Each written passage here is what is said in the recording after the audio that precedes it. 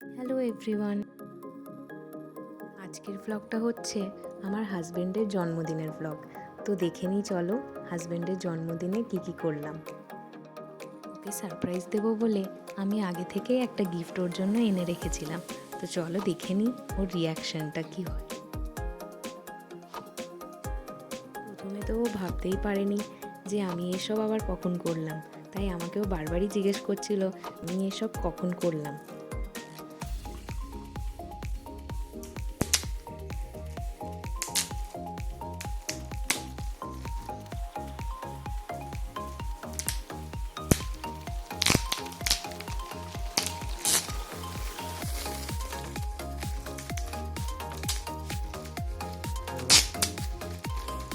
দেখো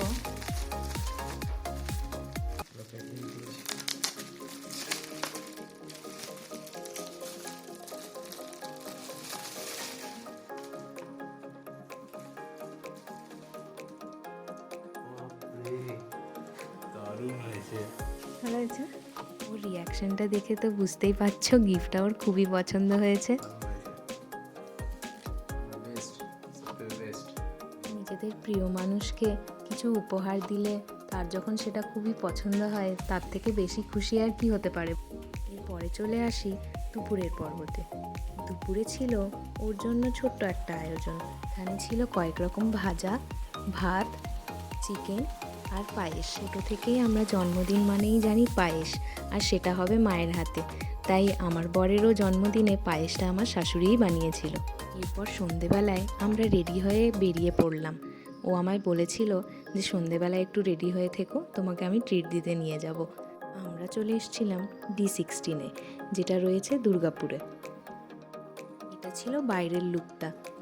চলো এবারে তোমাদের সাথে শেয়ার করি ভেতরের লুকটা কেমন ছিল।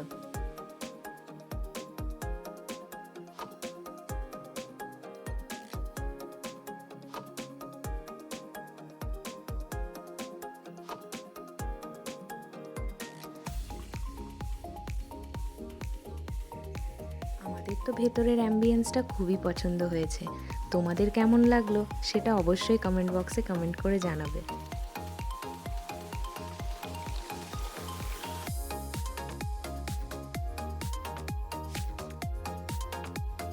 এরপর ভেতরে এসে আমরা খাবারের অর্ডার দিয়ে দিলাম।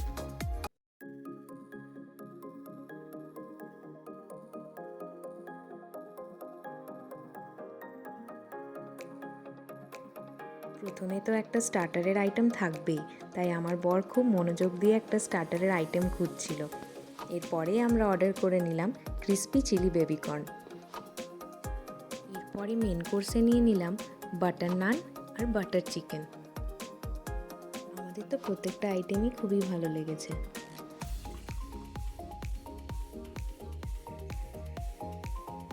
এরপরে নিয়ে নিয়েছিলাম রুম টেম্পারেচারের একটা সফট ড্রিঙ্ক। এরপর আমরা কিছু ফটো এবং ভিডিও ক্লিক করে বাড়ির দিকে রওনা হলাম। তো আমাদের এই মিনি ব্লগ কেমন লাগলো সবাই অবশ্যই কমেন্ট বক্সে কমেন্ট করে জানিও। আর হ্যাঁ, যেটা প্রত্যেকবারই বলি, নতুন হলে আমার চ্যানেলটাকে অবশ্যই সাবস্ক্রাইব করে নিও। দেখা হচ্ছে পরের ভিডিওতে। সবাই খুব ভালো থেকো।